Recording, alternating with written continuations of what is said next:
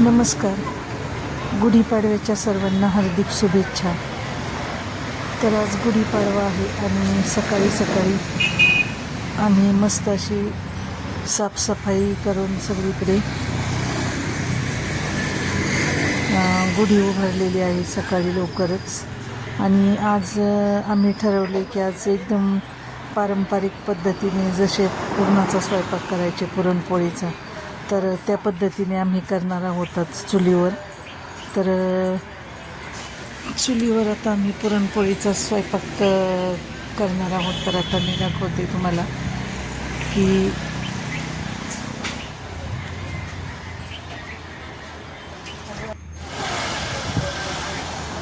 तर आता आतमध्ये अशी चूल पेटवलेली आहे पोर्चमध्ये. आणि आज सण असल्यामुळे जरा चूल सारवून चुलीची पूजा वगैरे केली. इकडे आता सूर्योदय झाला आहे आणि मस्त उन्हा आत यायला लागले थोडी थोडी. आणि एका पातेल्यात आता पाणी उकळायला ठेवले आणि डाळ शिजत टाकली आता. आणि आता आमटीसाठी असे कांदे तारेला एका लावून चुलीत भाजायला टाकलेत. तर पारंपरिक पद्धतीने असेच भाजलेले कांदे घालून आमटी करायचे, तर त्या पद्धतीची आता आमटी करणार आहे. आणि चुलीवर अशी मस्त भजी केली आम्ही गरम गरम. कुरडई पापड तळले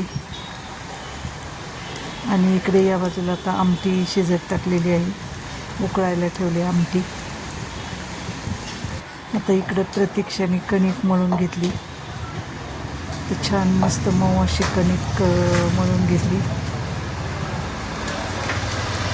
आणि आता पुरण परतायला टाकलेलं आहे गूळ वगैरे घालून. तर एकदम पारंपरिक पद्धतीने चुलीवर कसा पुरणपोळीचा स्वयंपाक होतो आहे ते आम्ही पाहतो आहे, कारण खूप वर्षांनी आम्ही असं बनवतो आहे. तर आता पुरण पण गाळणीत किंवा पुरण यंत्रात न वाटता पाट्यावर जसे आमची आजी वगैरे वाटायची, तर तसं पुरण पण आम्ही छान पाट्यावर मऊसूत असं पुरण वाटून घेतलं.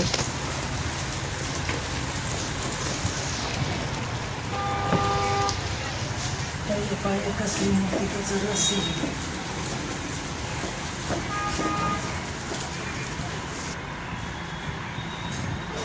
बाहेर पक्ष्यांचा चिवचिवाट चालू आहे.